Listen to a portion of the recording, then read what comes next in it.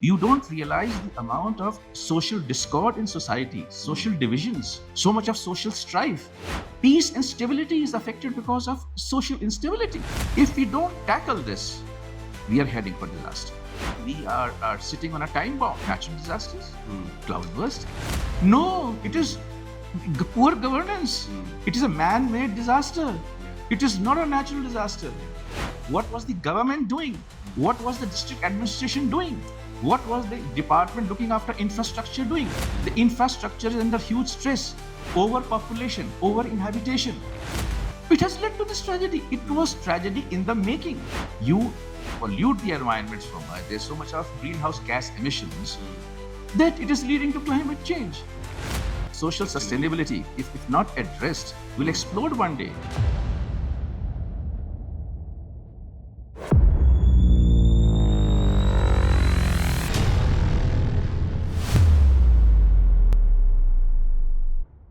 दोस्तों, GT log podcast के इस एपिसोड में एक बार फिर से आप सब लोगों का स्वागत है। मैं अनुराग बाजपेयी, आपका होस्ट। मेरे साथ में हैं हमारे गेस्ट मिस्टर अशोक पवाडिया सर। आज का जो टॉपिक है वो बिल्कुल अलग है। आज हम लोग governance, policy and sustainable growth पे बात करने वाले हैं। हमारे साथ जो गेस्ट हैं उनका एक लॉन्ग करियर रहा है। उन्होंने अपनी करियर की शुरुआत एक लेक्चरर या प्रोफेसर की तरह शुरू की और उसके बाद he has served in several ministries as joint secretary और एज एडिशनल सेक्रेटरी। जो मिनिस्ट्रीज सर ने सर्व की हैं वो मिनिस्ट्री ऑफ रेलवेज है, civil aviation, agriculture, chemical and fertiliser, heavy industries and public enterprises, and last but not the least is a home affairs. Sir, you have served in several ministries. You are a veteran in this particular area with respect to the public policies and governance. I'm sure like it will be a lot to learn for our audience as well today. Thank you so much for being with us. My pleasure. First and foremost, I think this is the question from our side, that what led you to come into the public policy as a specific area, because you have started your career with the profession like teaching. Yes. So what do you say? Oh, well, frankly speaking, I was very happy teaching in Delhi University. I taught for quite a few years before deciding to join the civil services. What motivated me to join the civil services was the charm that it holds. Maybe at that point of time when I joined, the charm was even more than what it is today. Let me be very frank. And it carries with it a lot of status, recognition, and yes, trappings of power are there. The salary is not too bad if you consider the perks that come along with salary. So the pay package is also not too bad.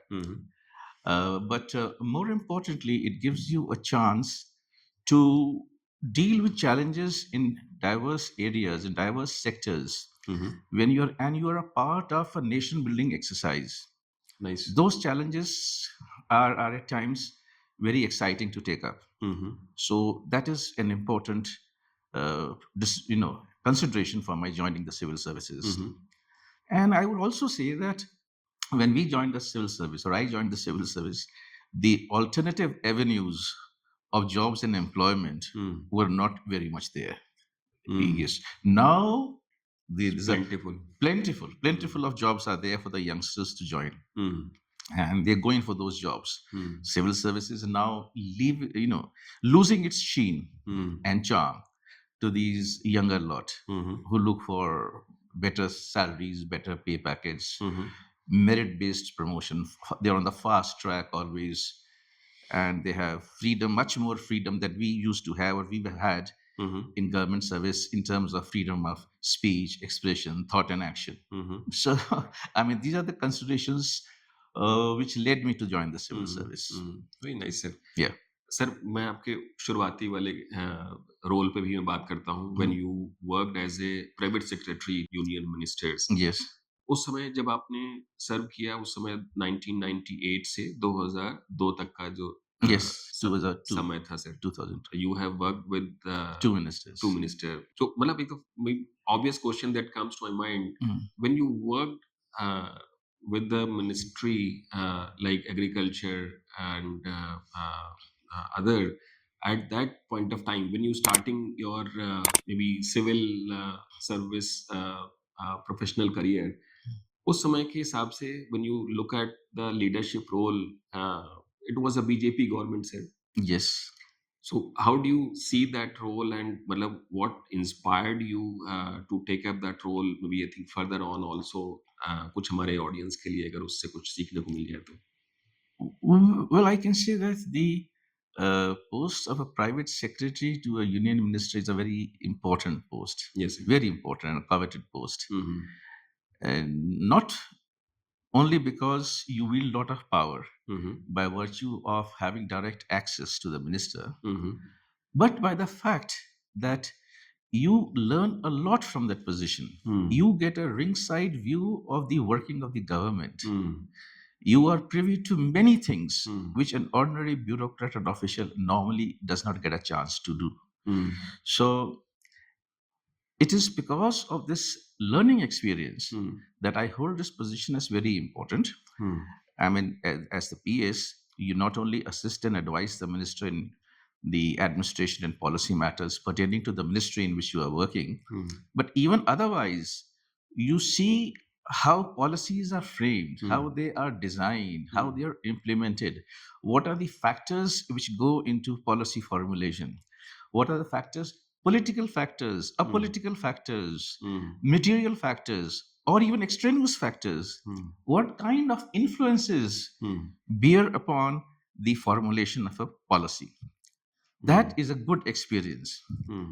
And you see it from very close quarters because there is hardly any shred of paper Mm. which is put up to the minister for his for his scrutiny and his decision, which does not pass through the hands of the private secretary. He sees every document. He is the custodian of the files and papers and confidential matters. Mm. He even in cabinet notes. Mm. So all these he is privy to, Mm. and he sees how the leadership functions. Mm. He sees governance from very close quarters. Mm. What is governance really? Mm. It is not government, it's governance. Governance Mm. is about decision making. And it's also about getting a look at the leaders themselves, Mm. forming an opinion about the leadership. You, a private secretary, for example, knows what are the strengths and weaknesses of the political executive. Mm. What are his whims and fancies? Mm. What are the limits on his power and authority? Mm. And what is his personal and professional integrity? Mm. Private secretary knows all these things. Mm. So he can form a very good opinion about the kind of leadership in that ministry and also in the government at that point of time. Mm. So that's a very useful experience. And this is something which cannot be captured in any through textbook knowledge or through training or teaching. It's an experience that you have to go through to understand this. Sir, उस समय का I'm talking about let's say 25 years before time versus today's time, जब हम लोग उस समय policy बनाते थे versus आज के समय में मतलब is there any maybe similarity that we can see? आज के समय में भी जब हम लोग बात करते हैं तो there are a lot of data research and these things. Were there almost like the same thing, or That's a very loaded question you are asking me. I must say. Sir. Well, frankly speaking, I'll talk about my times when I was there. Bureaucrats are there to implement the policies framed by the political executive, by the government. But senior bureaucrats, after a particular level, they also play a very important role in policy formulation. Of course, the objective, the purpose of a policy is directed by the government, by the minister. And the broad contours of the policy are also told by the political executive, by the minister, or by the government as to what they want. But the framing of policy used to be left very largely to the bureaucrats. How they design, how they make that policy, and what are the implementation designs and practices, whether it's doable or not doable. I mean, all these things were looked into by the bureaucrats in my time. And not only that, even the existing policies, if they needed any refinement or supplement, the bureaucrats were free to propose and come out with policy suggestions. So this was there in our times, and it was very successful. Over the years, what has happened, I will not like to comment, but it's more of, the, I would say, frankly speaking, that perhaps the discretion or role in policy making is somewhat reduced. Yeah, they are asked to come up with policies, and the details are also made known to them, perhaps. And therefore, the in our times, there used to be ownership to a policy.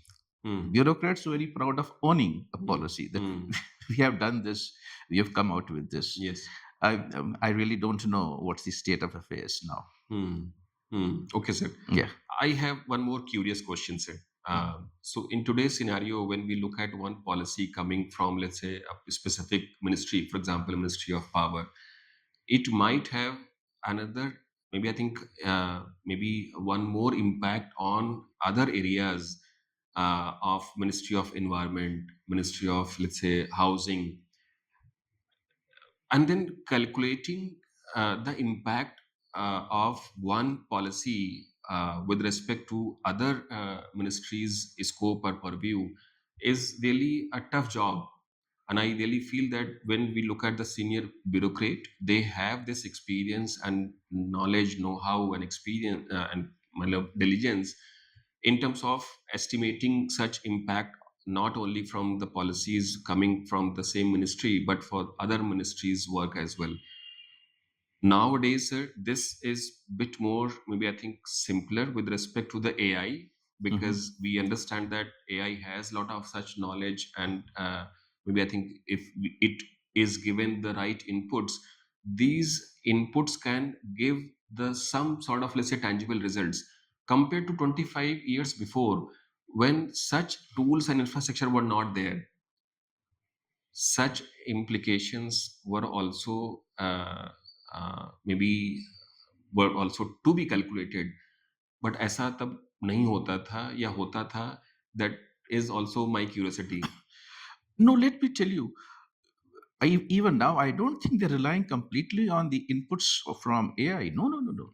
It is a very well established practice that in case there is a policy which has ramifications or affects other ministries and other sectors, then there is a proper structured process of consultation with those ministries. Only after due consultation, after due discussion, due deliberation, is the policy finalized. I mean, when we prepare cabinet notes, for example, if the ministry X is preparing a note, cabinet note on a particular policy, and there are A, B, C, D ministries or sectors also involved in that or impacted by it, then we have to. Ministry X has to consult them. The draft cabinet note is always, and that's the practice even now, I can tell you. Okay, sir. It is circulated to those ministries. They give their comments. These comments are coalesced. Another round of discussion, if required, takes place. Oh, no, no, no, no. It's very carefully thought out policy. And the stakeholders, I call them stakeholders, all the stakeholders are very well consulted, duly consulted. So don't think that they rely on AI. Yeah. AI may give you some inputs here and there, but the stakeholders' interest is always taken care of. And those ministries, in turn, contact the people, the likely beneficiaries, or the people likely to be impacted, those the stakeholders. Oh, there is a huge consultation process. So therefore, these policies are not framed in a day. No, no, no. It takes time. Yeah. Yes, the views are coalesced. The discussion is there and finalized after a lot of discussion. It's a good I agree, thing. sir. I agree. Actually, Yes. मुझे लगता है कि AI का जो role है वो शायद अभी नहीं, but maybe I think a year or 2 years later it will be maybe I think reflecting more. But I have an example Okay. to maybe I think put my understanding what I have said. जैसे अभी government of Uttar Pradesh ने मार्च या अप्रैल के आसपास एक policy release की free electricity for farmers के लिए. इंटेंट सर्टेनली क्लियर है कि हम फार्मर्स की आय या जो उनकी वार्षिक जो इनकम है उसको हम डबल या बढ़ाने की बात कर रहे हैं। उसमें क्या हुआ कि एक तो जो इलेक्ट्रिसिटी डिपार्टमेंट का इलेक्ट्रिसिटी का जो खर्च है, जो कंजप्शन है वो बढ़ गया because the moment you have a free electricity, farmers tend to install more tube well or these water pumps. That is pretty natural thing. और उसके बाद the second impact will be on the ground water level also. तो ज्यादा pump होंगे तो ground water भी जल्दी से डिप्लीट होगा। तो दो एरियाज उससे डायरेक्ट इम्पैक्ट हो रहे हैं and the first beneficiary the impact जो है वो सर्टनली फार्मर्स की इनकम से कनेक्टेड है which certainly will have a positive impact, but negative impacts are there on the other two ministries. तो मेरा ये क्वेश्चन था कि इस तरह की प्रोजेक्शंस लोग करते हैं या अभी नहीं करते हैं, या एआई से इस तरह की प्रोजेक्शंस हेल्पफुल होंगे? No. This is done. This Okay. is done. What will be the effect, the impact, the ramifications? What will be the what are the intended outcomes? एक intended outcomes होते हैं कि this is what we plan to do.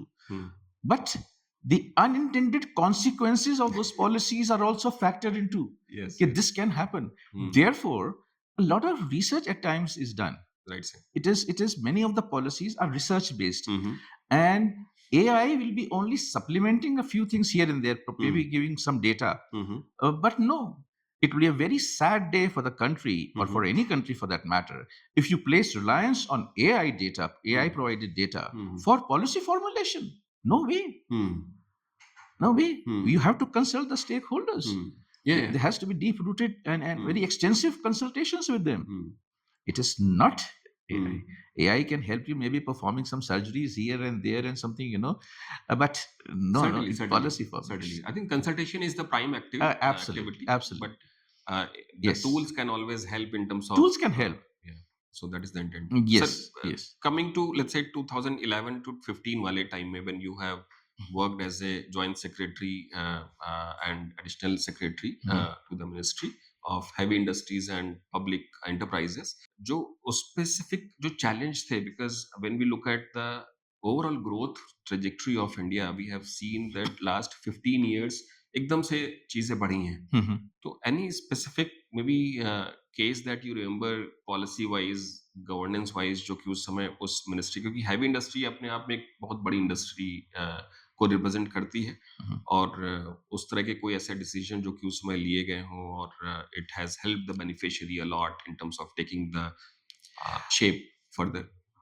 Well, the beneficial results have come forth not only because of the contribution of one ministry, but several ministries, to tell you. Yes.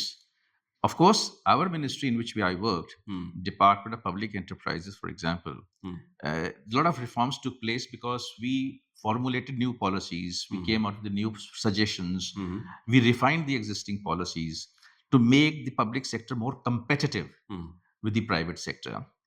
But let me, Ministry of Finance also has a role to play. Ministry of Corporate Affairs was separate at that point of time. So they also had a role to play. And then you remember SEBI. Yeah. SEBI is the regulator. SEBI also used to come up with more regulations and been trying to make things easier at times, not stiff, but easier also for the companies. So it is a combined effort of different ministries. Of course, public sector. For the public sector, we were the nodal ministry. For public sector, is still the nodal ministry, Department of Public Enterprises. Now it is not part of the heavy industries ministry, incidentally. The government has done well to reconstruct and reshape the ministries. Now, Department of Public Enterprise is now under the Ministry of Finance. Okay, sir. Ministry of Corporate Affairs is also under Ministry of Finance. Yes. And Finance, of course, is there. And SEBI is under Ministry of Finance. So there is better coordination now because of this amalgamation or bringing together all these departments under the umbrella of one ministry. But definitely, as far as the reforms are concerned, let me tell you, reforms is an ongoing process. Reforms have been taking place for a long time in world over and in India too.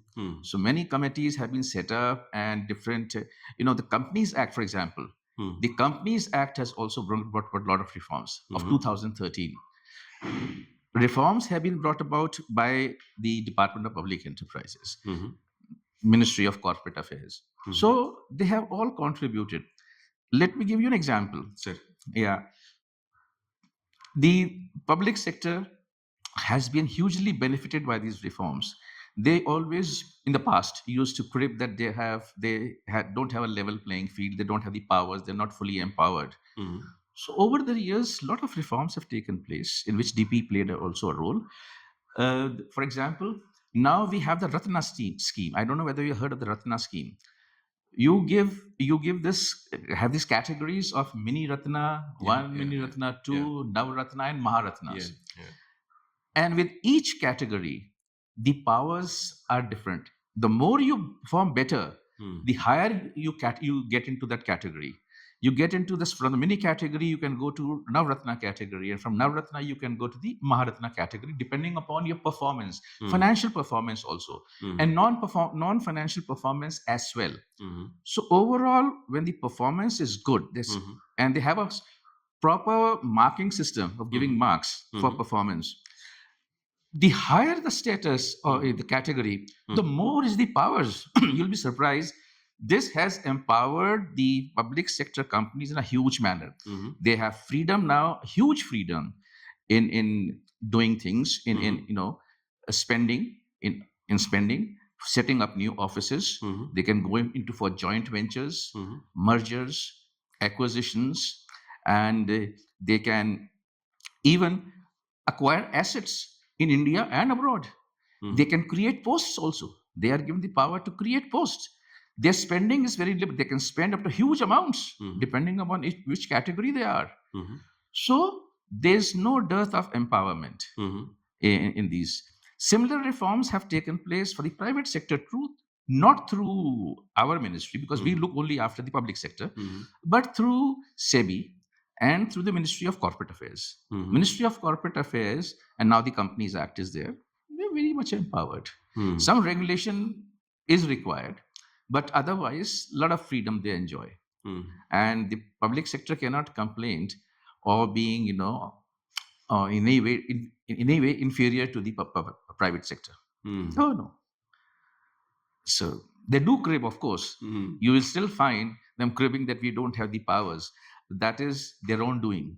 They themselves do not utilize those powers. There are certain challenges that they face, internal challenges and external challenges. We are not discussing that at the moment, I think. But they do face challenges. But many of the challenges are internal, of their own doing. Some are external, beyond their control, I can understand. But otherwise, yes, progressively they have been empowered. Very well empowered. Very well, very nice. Yes. Sir, in general practice, when we look at, let's say, a lot of this industrial growth based on, let's say, you mentioned organizations, Ratna, Maharatna, certainly, जब जैसे जैसे industrial growth होती है, sustainability उसे हमेशा associated रहती है. With the current Should. रहती नहीं, होनी चाहिए. वो रहती, मतलब मेरे हिसाब से वो नेचुरल है, वो होनी भी चाहिए. होनी चाहिए. बिल्कुल. तो but when we see the current scenario at the global level, जहाँ पे जैसे यूएस प्रेसिडेंट का भी ये कहना है कि वो दे डोंट, मतलब I think he doesn't rely on this particular aspect. He feels that the industrial growth is one thing which is very much like prevalent and it needs to be taken care of well. Compared to the sustainability, for him the sustainability and all these specific aspects are nothing but the jargons at this point of time. What is your perspective when you look at, because you have been at that leadership role of these ministries, and then we always have this in our nature that the growth of the industry and the sustainability, they need to go together. How do you perceive such scenarios in current context? I absolutely right. I totally agree with you. In fact, I won't comment on what the American president is doing, what his policies are. I mean, let us not go into those details. But world over, I can tell you, sustainability is fully embedded in the policies and in the operations, in the profile of the companies. It is absolutely essential. Sustainability is not a buzzword anymore. It's not a very fancy word. Yeah.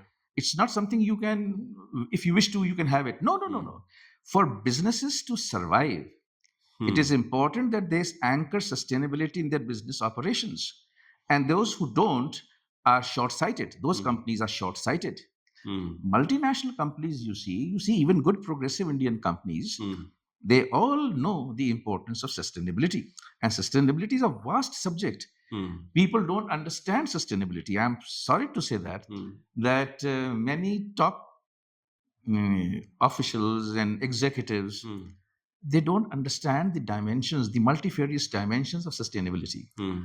I speak a lot. I speak in conferences and seminars, more than 300 seminars maybe I've spoken in on sustainability also, not only on sustainability also. And when there is talk of sustainability, I have always been surprised to find that the focus is on environment sustainability. And I keep telling them environmental sustainability is only one dimension of sustainability. You keep talking about climate change, melting glaciers and pollution and carbon emissions. I know these are important issues, need to be tackled urgently. But there's something beyond this also. What they don't realize is the importance of social sustainability, economic sustainability. There has to be that also. Social sustainability, I have not seen any conference being held on social sustainability aspects. And I can tell you, I use this medium of yours to tell that we are sitting on a time bomb. Social sustainability, if not addressed, will explode one day. You don't realize the amount of social discord in society, social divisions, so much of social strife. Why?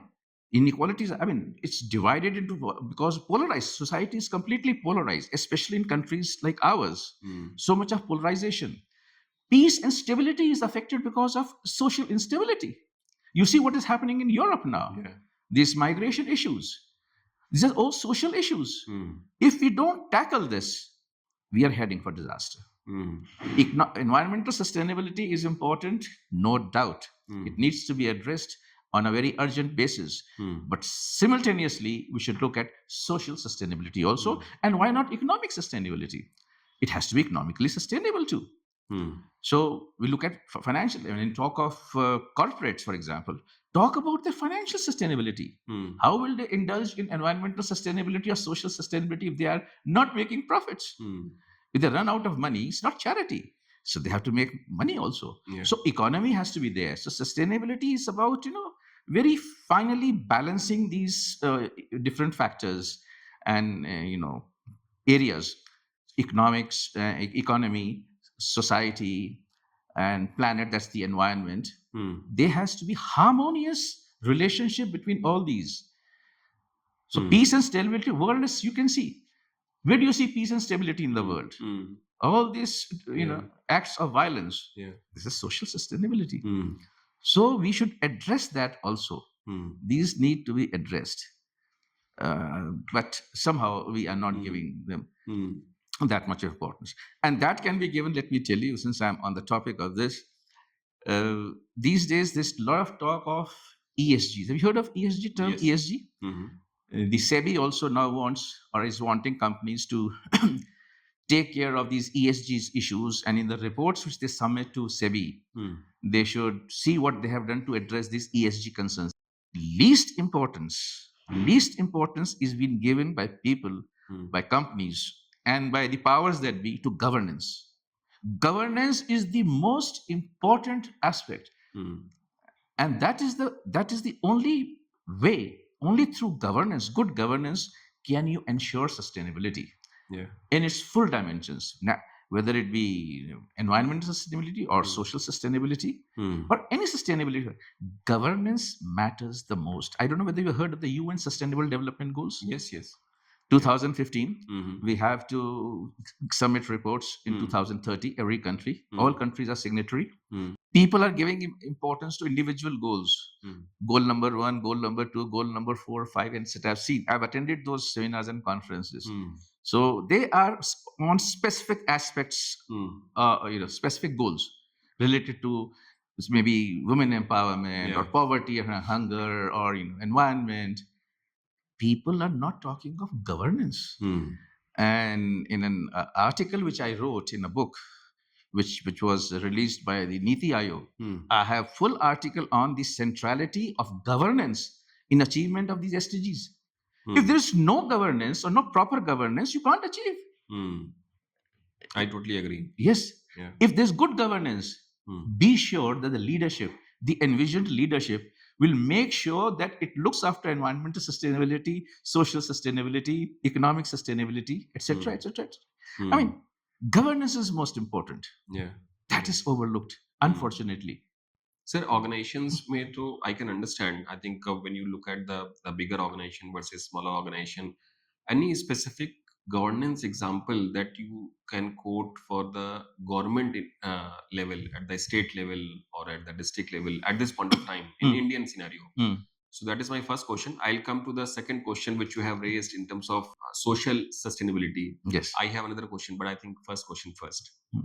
Why is governance important? No, I think any specific example of the governance in Indian context. Well, let me tell you, we have these tragedies at times, disasters. They call them natural disasters. Yeah. What happened in Uttarakhand recently? Yeah. It is a recent example. Cloud burst and then the villages were swept away. Yeah. People say, the layman says, or generally it is said, or the perception is natural disasters, cloud burst.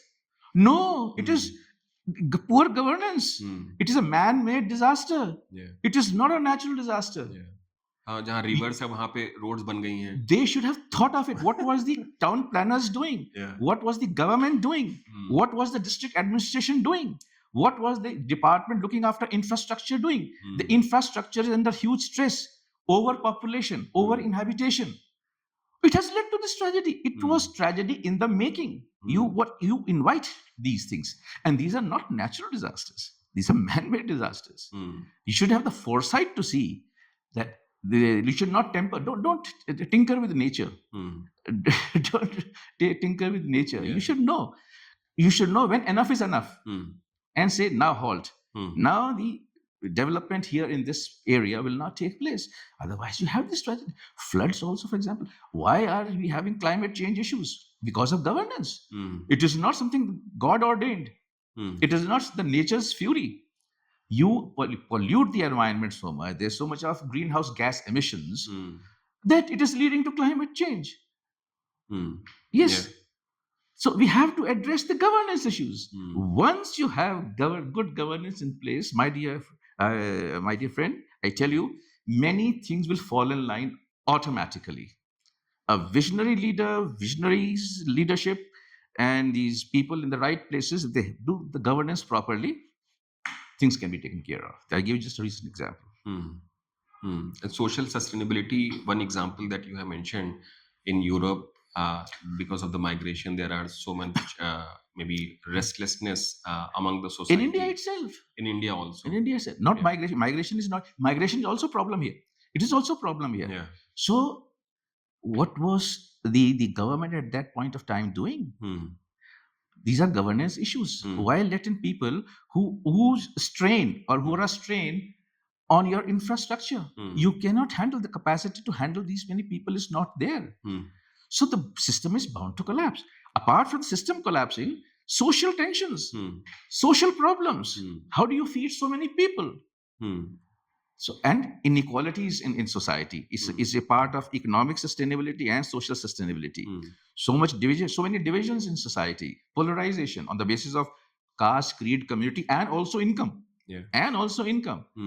So these measures that we take, I won't name the measures the government normally takes because I don't agree with those. You can't just give them piecemeal aid or something or charity and say that things will be all right after a while. No. You have to address the governance issues. Maybe we are late, but at least now the government should do that. We expect this government, at least it has the guts to take a stand. It should do that now. I agree with you, sir. I think the piecemeal examples and the solutions never works. No. But what could be the ideal solution? For example, if we look at the city like Delhi NCR, we have almost like 3.5 crores, almost like uh, of the total density, demography density here. और ज्यादातर लोग जो है वो बाहर से आए हैं। कोई मतलब अगर मैं यूपी की बात करूं तो ईस्टर्न यूपी से सेंट्रल यूपी आते हैं, Yes, सेंट्रल यूपी से yes, वेस्टर्न यूपी आते हैं, yes, and yes, they become the part the Noida और Delhi NCR. yes. Similarly for Haryana, Punjab and Delhi के अपने लोग बहुत ही कम होंगे। Mm. अब अगर 3.5 करोड़ लोग आ रहे हैं तो मतलब उतना इंफ्रास्ट्रक्चर तो नहीं होगा। That is Absolutely. बड़ी obvious thing also. Yes, yes. तो जो गवर्नेंस मॉडल भी है वो भी तो एक प्रोजेक्शन के बेसिस पे ही चलता Precisely. है ना? अब Precisely. हम लोग जब बिल्कुल ठीक. मास्टर प्लान बनाते हैं सर, Precisely. 20 आई Yes, थिंक 20 साल का मास्टर प्लान बनता है। yes. उसके हिसाब से कितना भी आप ग्रोथ पैटर्न को एस्टिमेट कर लें, इतना estimation of the demography migration तो कभी किसी ने सोचा ही नहीं था। Mhm. बट सबको एस्पिरेशंस है, सबको दिल्ली आना है या मुंबई जाना है। Yes.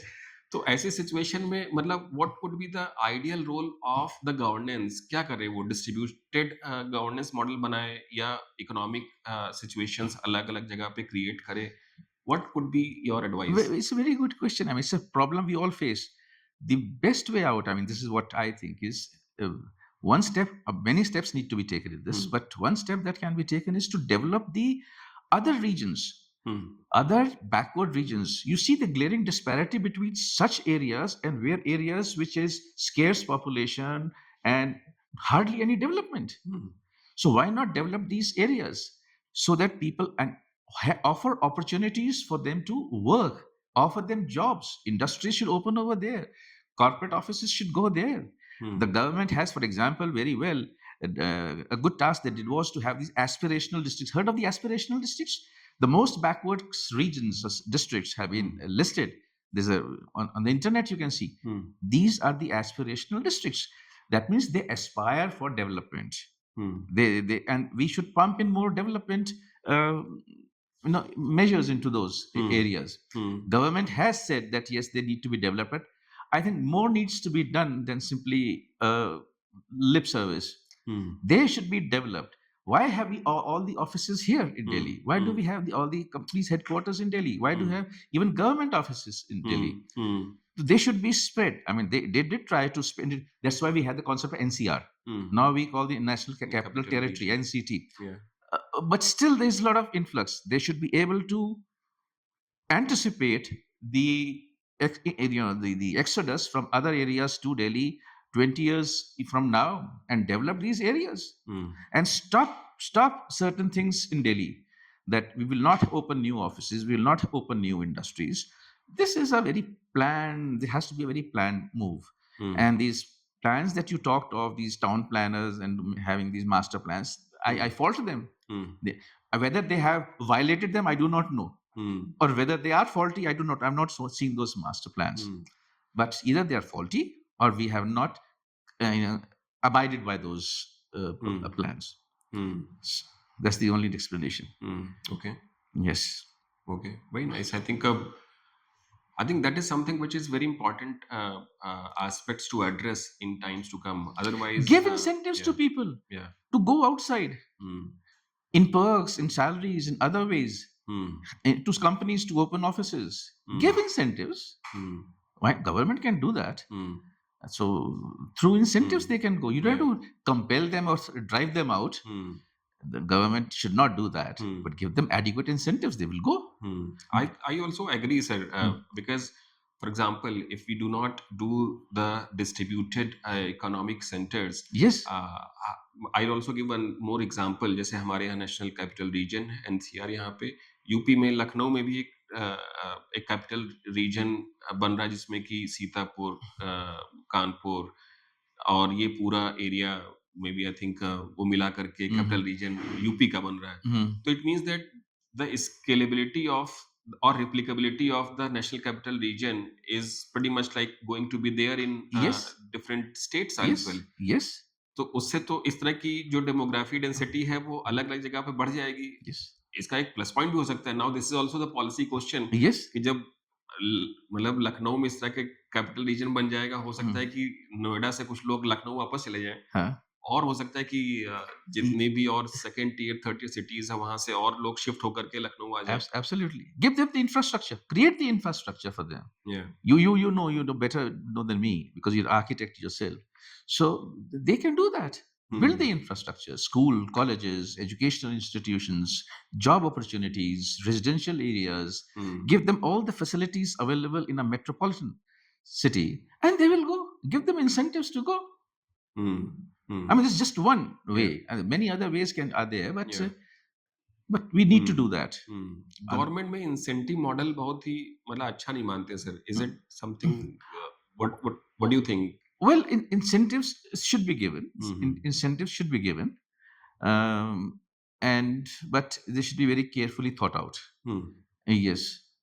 मतलब it should be given, and it should be given to the needy rather Yes. than maybe I think it should be given without the Yes. the thought कि वो equal distribution हो या focus distribution हो उस हिसाब से. Very nice. Research based. Again, this needs to be research based. Research based. इसकी research तो करो पहले. Yeah. You cannot take a decision sitting in an office. Let there be a research done. And research based, evidence based, data backed will help you take informed decisions. Then you do this. Sir, you have also founded Council for Research on Policy and Governance in 2019. Yes. This is a very novel initiative from your side as such. What is the intent of such organizations, and what could be the role of such organizations in times to come? I can understand because we run a consulting firm, but we see a lot of think tanks running in this particular area, and they sometimes we have seen that they do a lot of critical thinking. They give a lot of maybe I think focused insights to the government and help the government in terms of developing the policies as well, which is very, very important and positive works that they do. What is the intent of such organizations from your perspective? Well, as you said, I mean, we would just want to give research reports to people who want, whether it be corporates or the government or multinational agencies or any organization for that matter. We want to do research in certain selected areas. The areas we have selected are development and inclusion and sustainability, because we think that development needs inclusivity, it needs sustainability. They are actually part of development. And the how do we do it? Through governance. Governance is, of course, important. So these are the 4 areas we wish to take up research in. And even if somebody does not want any research to be done by us, we believe, from my experience, I think there's a lot of need to do advocacy and capacity building. Believe you me, people at the top levels also, I won't name, but senior management people also in companies, for example, they are not aware of the potential of governance, of sustainability, of corporate social responsibility. See, corporate social responsibility, CSR, has been reduced to a state mandated philanthropy. It is charity. Is it doing any good? No matter what anybody says, they may come out with any sort of reports, glossy reports that we have done this impact. But no, I have framed the policy myself for the public sector. In 2012, even before the Companies Act came, I formulated this policy. Wow. Yes, because I knew this is happening. And worldwide CSR, we have reduced CSR to a goal, to a target of spending 2%.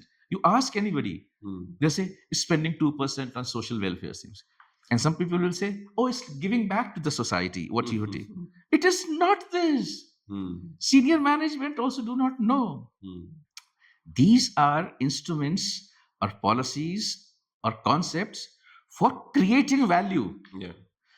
It is for not redistribution of wealth, that you take money from the corporates and give it to the poor. No, it is to justify the projects that you take up and ensure that you create value for society, environment, and for the company.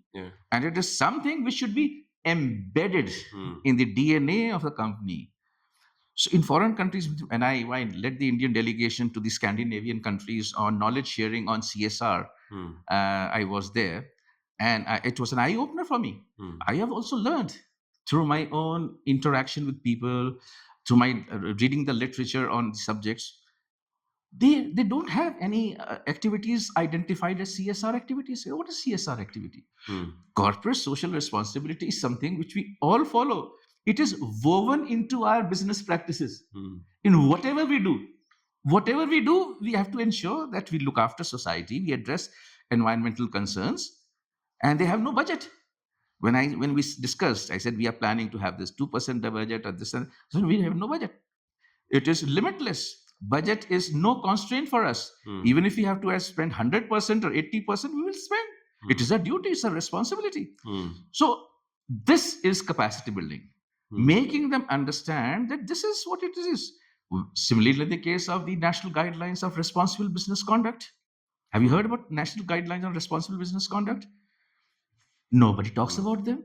I keep telling people that these are very important. Heart and soul of sustainability lies in the national guidelines of responsible business conduct. But they are either not aware or they are not interested, because these are guidelines where CSR is a law. You violate CSR directives, you're penalized. It's compliance, but It's compliance oriented. It's compliance oriented. This is not compliance oriented. And they have mandated only 1,000 top listed companies of India to submit reports on national guidelines of responsible business conduct through their business responsibility and sustainability reports. Why? Why not other these companies? So you compare. I mean, when I talk of research and learning, compare what is happening abroad. Everything which is happening abroad in the Western countries or the developed countries is not bad. So don't say, no, we have our own setup. Of course, you have your own setup. You have your own problems. I do appreciate philanthropy is important. Giving 2% of your money profits to these people is important. But alongside, do this also. Do anchor sustainability in your operations, business operations. And sustainability is not something which is the task of only the corporates. Government has to do it. Every organization has to do it. So UN sustainable goals, for example, in which sustainability is anchored in virtually every goal, everybody, including people, individuals also have to change their lifestyle to ensure that it becomes sustainable. Don't waste food. Don't waste electricity. Go for renewables. Every individual has to change his lifestyle. Wear clothes which go well with the weather, not with the occasion. We wear clothes according to the occasion. Wear clothes according to the weather. Don't use air conditioning, for example. Build houses. I mean, you have a big role to play. Architects play a big role. Yes. I was in fact the chief guest at one of the functions organized by one of the architecture schools. I won't name the school because it will be embarrassing for them, not for me, for them. And when I gave the lecture, and then I said, any questions? It was on sustainability. How sustainability has to be anchored in architecture, in buildings, in town planning and everything. And then 2-3 students said, so how is this topic relevant for us? I said, come on, I've just given you a whole lecture on this. And they don't understand. So advocacy is required, consultancy is required, hand-holding is required, capacity building is required. And that is why we have created this organization. If you don't want our help, we are there to help you out. We can help you design policies. We can help you design strategies of implementation. We are there to help you out.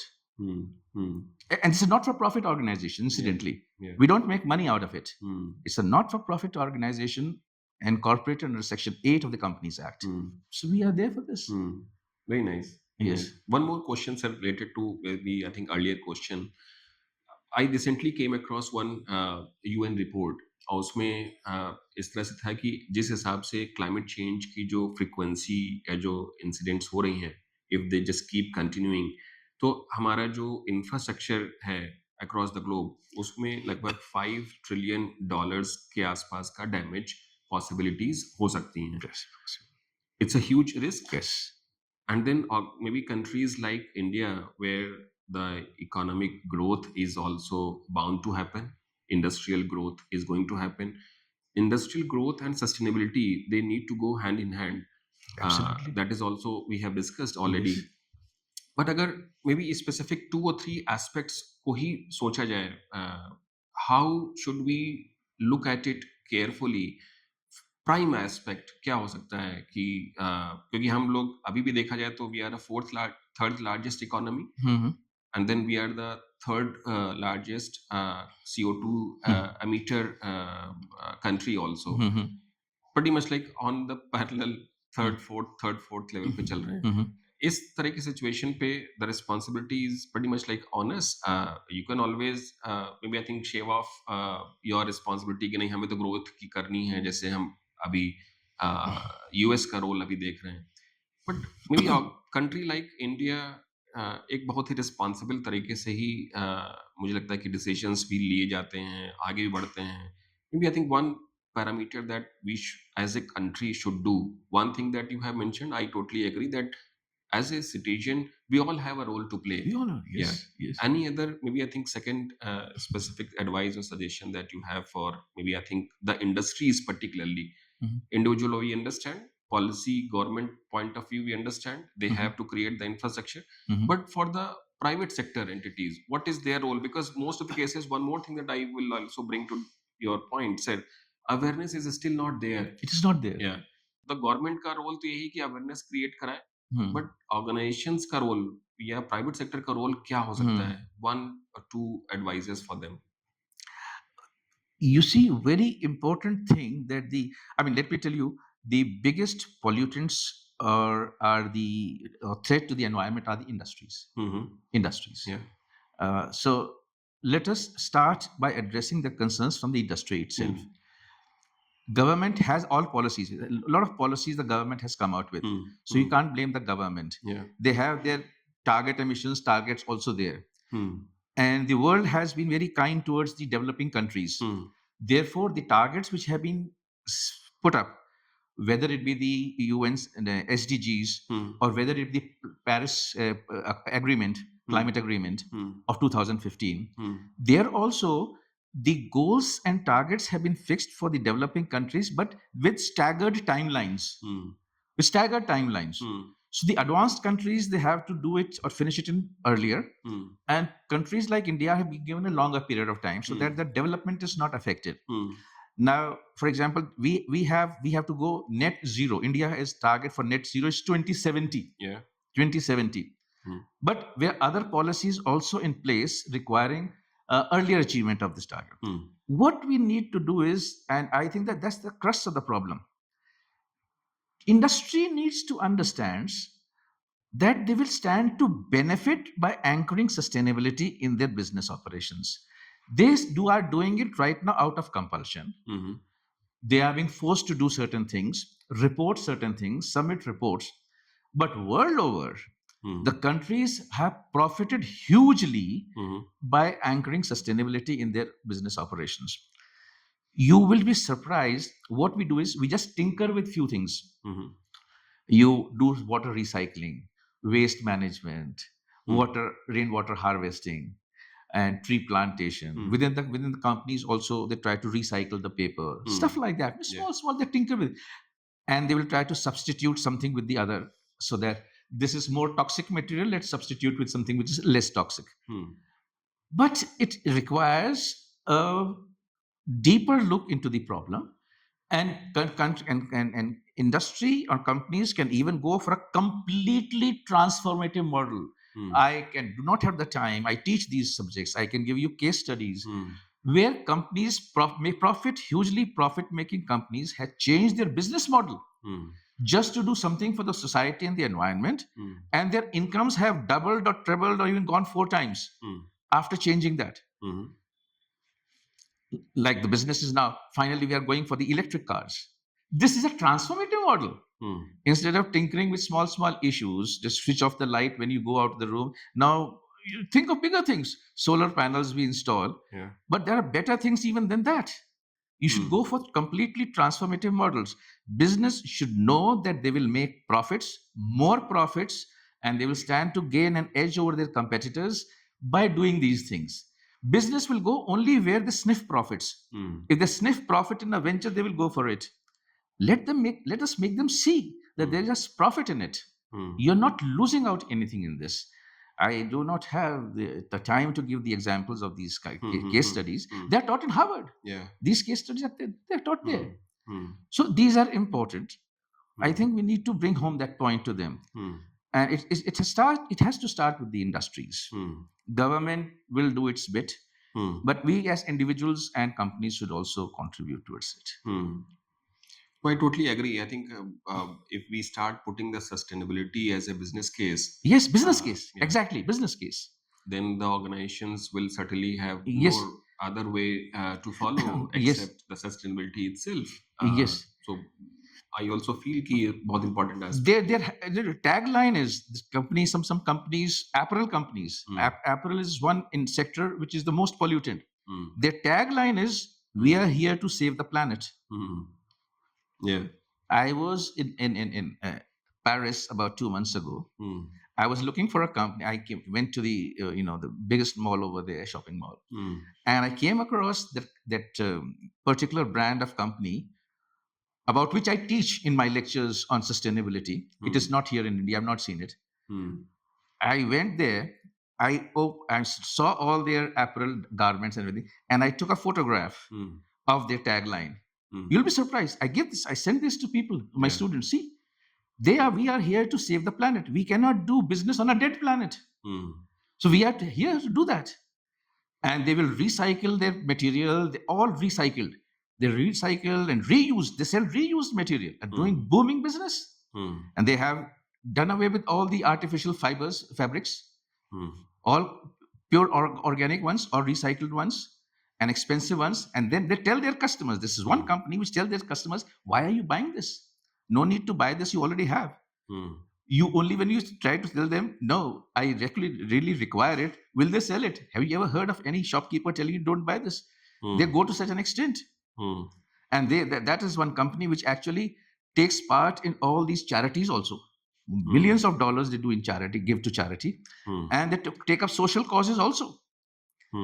They take up social causes. Black Lives Matter. Remember when a black person was killed? Yeah. They went out on the streets supporting the cause. Companies don't get into political controversies. They opposed President Trump in his first tenure. When he withdrew from the Paris Accord, they were against the sitting president. They had the guts to do it. And they are being appreciated worldwide. That's a brand which is famous. And they are making billions and billions and billions of dollars in profit. Yeah. Yes. Yeah. Transformative model. Yeah. So have the guts to do that. It will take time, but the message has to go through, as you very correctly said, business model. That is what they will understand. Yeah. I think जैसे sir हमारी country में एक और part है जो मुझे लगता है कि शायद हमें हाईलाइट करना चाहिए. In general peoples habit are very down to earth. Less waste generate करने की आदत है या बहुत बार रीयूज या रिपर्पसिंग ऑफ द मटेरियल्स की भी आदत है. ऑलरेडी जो है हमारे इथोस में है कि हम लोग सस्टेनेबिलिटी कंपोनेंट को वो करें. और फिर रिसेंटली जैसे प्रधानमंत्री सर की तरफ से भी एक नया पॉलिसी इनिशिएटिव आया और सब चीजें शुरू हुई. बट इन जनरल मुझे भी लगता है कि industries they should also be bit more aggressive in terms of sustainability adoption.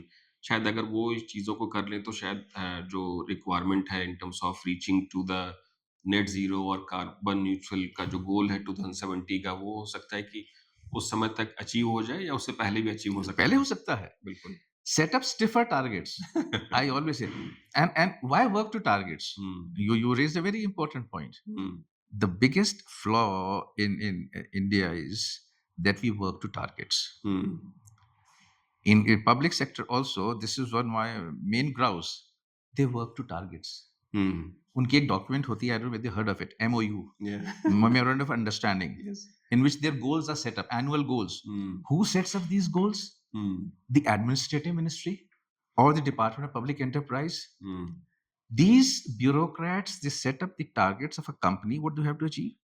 They have no clue about business. They don't have the business acumen. They set up the targets. And the companies also, they're very smart. They try to haggle. They try to go for softer targets. No, this can't be achieved. They go for softer targets. And I keep telling them, you should work to potential. Work to potential, not to targets. Then you will achieve something. You targets karte rahoge, what nonsense. I mean, targets are either soft targets only the person doing the work knows what he's capable of doing.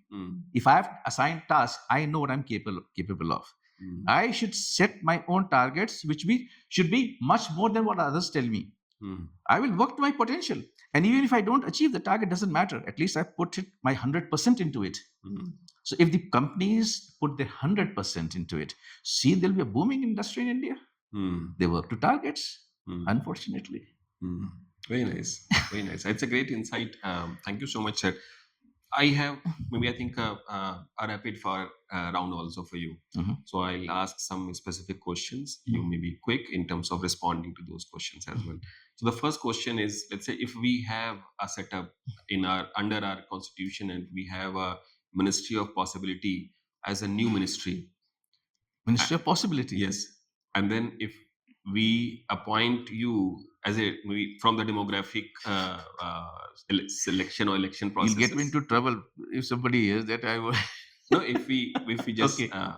it is just hypothetical question. Okay. If we appoint you as a minister of this Ministry of Possibility, Yes. what could be your first decision to make I think whatever is the irregularities in terms of sustainability which are happening, to make them more proper and regularized? Make them proper and regularized. Well, first task would be awareness. Awareness, you start with the awareness and capacity building. Awareness and capacity building are the most important ones. Hand holding and stricter regulation. Our regulation is weak. All said and done. Our regulatory system, we have regulations in place, but it's weak regulators. And there should be absolutely no concessions. And I would give full marks to people who give their 100%, even if they don't achieve targets. But awareness and advocacy is very important. Very nice. And capacity building. That will be your first decision. First task is capacity building. Very you nice. start with that. You tell me, if the first thing that a person should know is, before doing something, what is that thing? What I'm trying to achieve? Is it not? Yeah. First, understand the concept. Yeah. Only then will you do how to do it. If your understanding of that concept is not clear, how will you do it? How follows what? Understand what that concept is. What is the purpose? What do you want to achieve? And then you will decide, oh, now I will, this is the way things should go in this order. So make them understand. Awareness is very important. Very nice. Then teach them. You will do only what you understand. If you don't understand anything, what will you do? Yeah. Cognizance has to be there. Cognizance has to be there. Nice. Learn the cause of things. Yeah. Learn the cause of things. Learn the cause of things.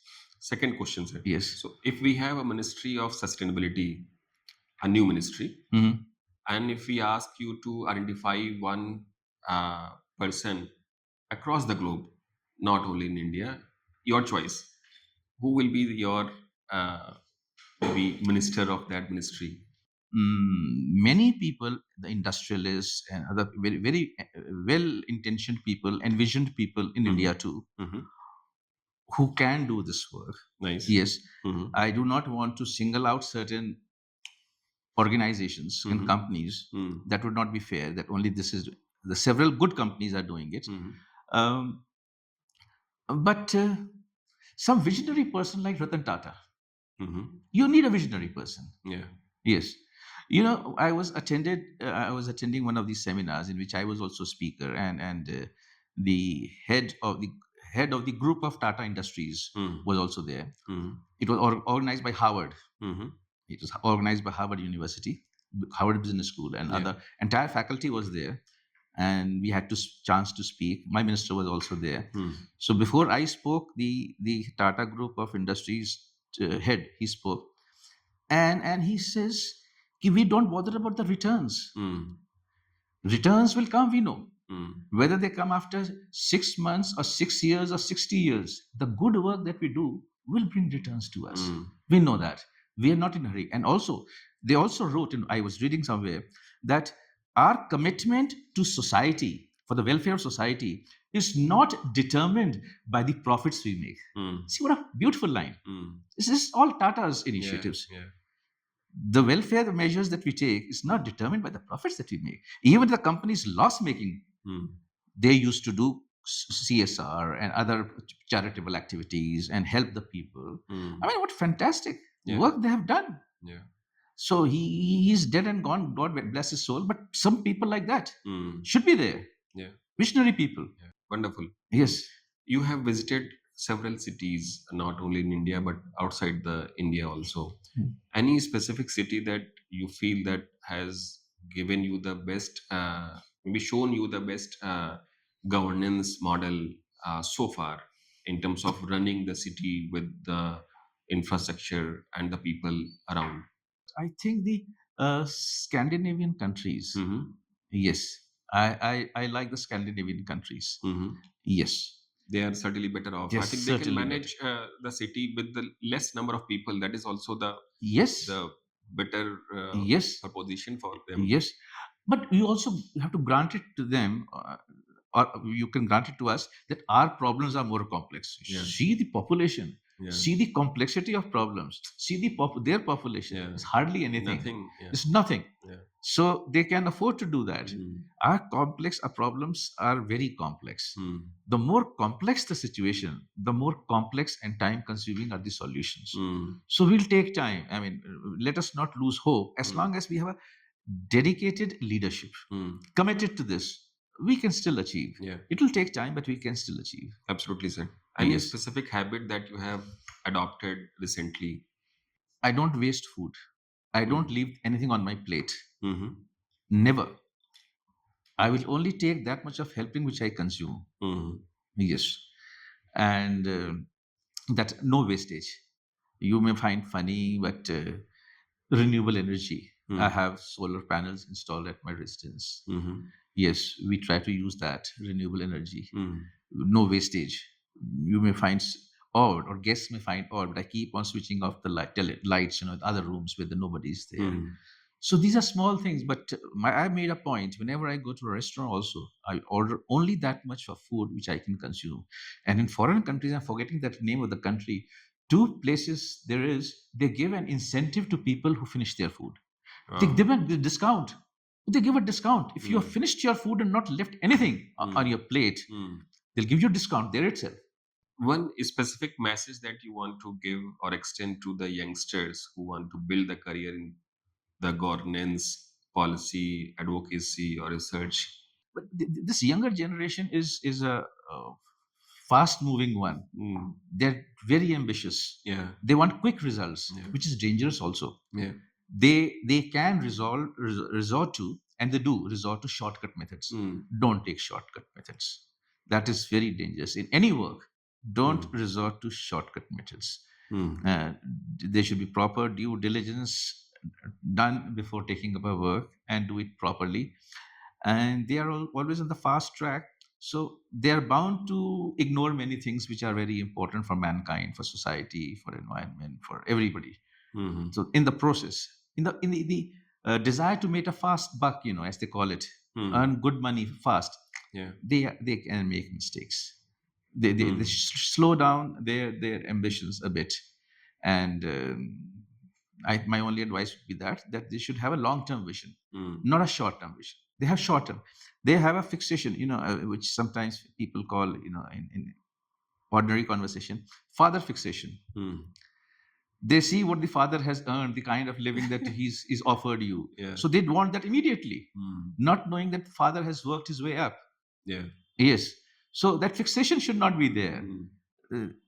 Absolutely, I totally correlate this aspect. Yes. So they are used to certain perks, perquisites, comfort, zone of comfort, but they should know this comes with time. Let them understand the values of many other things. If they go for value-based decisions, it will always help them in the long run. Very nice. I think a lot of one-liner that you have used, value-based decisions. Yes. Short term should not be taken. I think the long-term things. It is affecting the personal relationships also. Short-term gains they want, short-term results they want. They are brash, aggressive, impetuous. A relationship also are not lasting long. So it should be value based. Yeah, Yes. very nice. Very nice. Thank you so much, sir, for sharing your, maybe I think, word of wisdom and knowledge with us and Thank with our audience. Thank you so much, everyone, for patience listening. I think what sir has shared with us uh, is a abundance of knowledge in terms of advocacy, in terms of policy, governance, research, and whatnot. I think what is more important for us to have such continued conversation with sir in terms of listening more and more what you have done in your career and what you are teaching to lot of maybe institutions, sir. And thank you so much to all of you for patience listening. And if you have a specific suggestions and queries or any recommendation for the guest, I think you can write to us at social@greentree.global. You can also connect with sir. We'll also share his LinkedIn ID in the description in our channel. Until next time, thank you so much. Jai Hind, Jai Bharat. Thank you.